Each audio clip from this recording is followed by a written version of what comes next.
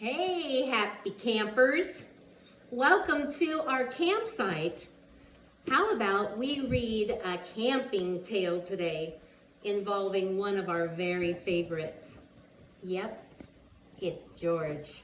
Curious George Goes Camping, written by Margaret and H.A. Rays, who write all of our George stories. Oh, this is going to be a good one. This is George. He is a good little monkey and always very curious.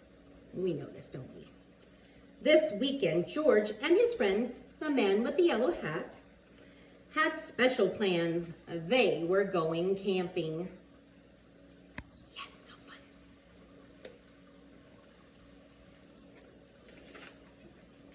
I even wore my camping shirt for the occasion. At the campsite, the man with the yellow hat unpacked their car while George looked at all the tents. He saw tents for big families, and he even saw little ones just right for a puppy. A puppy having their own tent. Imagine that. There were even tents on wheels. Fancy. "Would you like to help me put up our tent, George?" the man asked. George can be very helpful. I bet he'd want to do that. Besides, it's more fun when you have help and company. George was happy to help. It would not be hard to set up a tent, he thought. But it wasn't easy. "George, why don't you fill our bucket with water at the pump?" his friend suggested. "We'll need it by the campfire later when we roast marshmallows." Speaking of which, that's my favorite part too, boys and girls. Do you like to roast marshmallows? I brought mine. You can't go camping without your marshmallows. Listen to the sizzle. Uh-oh, lost my little pot over here. I gotta put it over the fire. It's not quite ready yet. We'll save it for later. That's the best part. Marshmallows.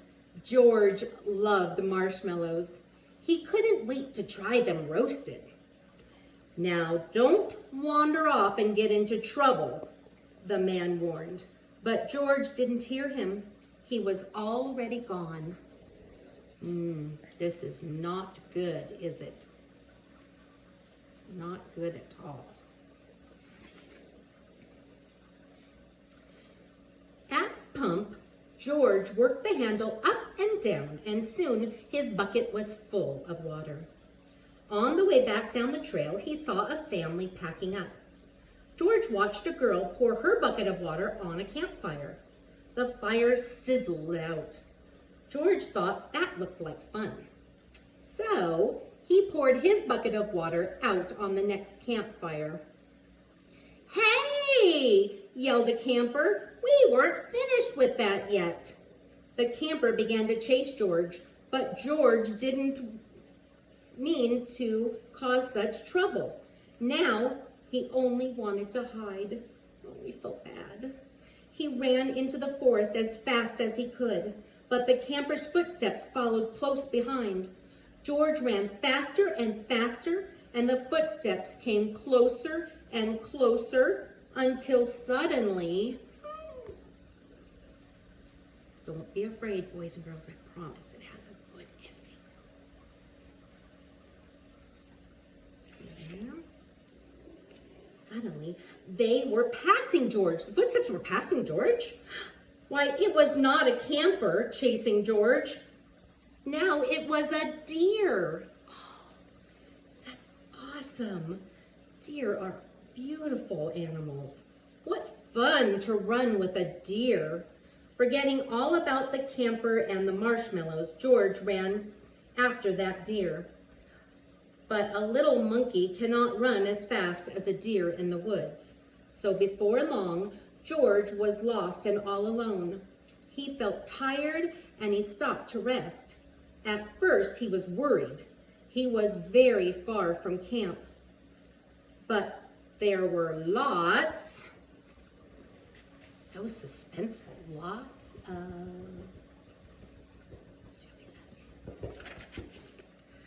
other animals to keep him company. Whew, that's good. He wasn't alone. He saw a lizard sunning itself on a rock and a squirrel chattering in a tree. Then he saw the tail of a black and white kitty peeking out from under a bush. What a strange place for a kitty, right? He was curious. Would the kitty like to play? George gently pulled the kitty out. Oh, I'm worried about this, boys and girls. Do you see that black and white kitty? Is it a kitty?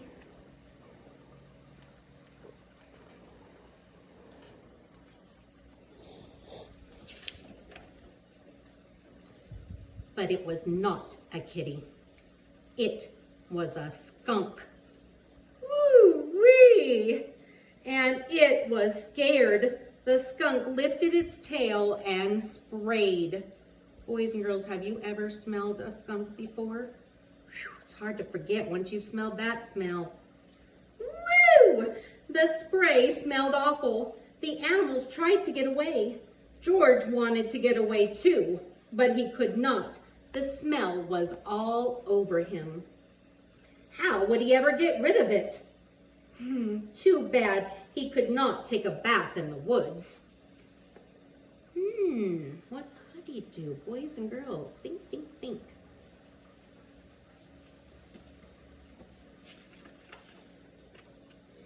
Then George had an idea. Kiss your brain, George. He could wash the smell off in the creek. George jumped into the cold water and he splashed and he scrubbed, but he was still smelly. And now he was wet too. Ooh, wet and smelly skunk. Oh, smell. Ooh. But what could he do? George thought and thought. If he climbed up to the top of the tree to dry off, would the smell blow away? Worth a try. No, even dry and high up in that tree, George did not smell better. Poor George. He wished he hadn't wandered so far from camp, and he wished he were roasting marshmallows with his friend. Suddenly, George heard footsteps, and they were leading towards him. Someone was coming. Boys and girls, promise me you will never, ever wander away. That is a no, no, no, right? You can't wander away without your mom and dad. Promise, promise. Phew, I almost forgot to show you that page. That would be terrible. You got to see him up in the top of that tree. Oh, it was the forest animals that he heard, and they ran right by him.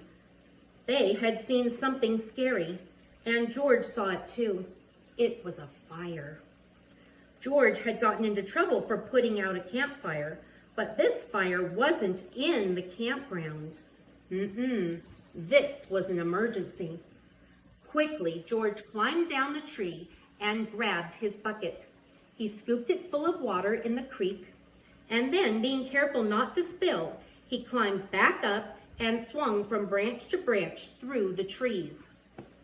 This was the perfect job for a monkey. That's what they do best. I bet he didn't lose a single drop.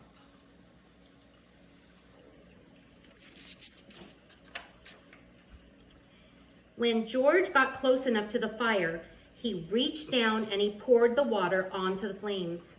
Out went the fire with a big hiss. Just then, George's friend rushed out of the forest with a ranger. "George," he yelled, "I was afraid you would be here." "It's a good thing you were here, George," the ranger said. "We saw smoke from the campground, but you put this fire out just in time." George was glad to help, and the man with the yellow hat was glad to see that George was safe. But he had a funny look on his face. "George," he asked, "what's that smell?" Do you think he already knew? Nothing quite smells like skunk, right? I can honestly smell it right now. Back at the campsite, George's friend helped him to get rid of that awful smell. After a strange bath in tomato juice, George smelled fine. Boys and girls, have you ever taken a bath in tomato juice before? That's crazy, isn't it? Then the man with the yellow hat invited the ranger to cook dinner with them at their own small campfire. Fires can be nice if you're careful, said the ranger.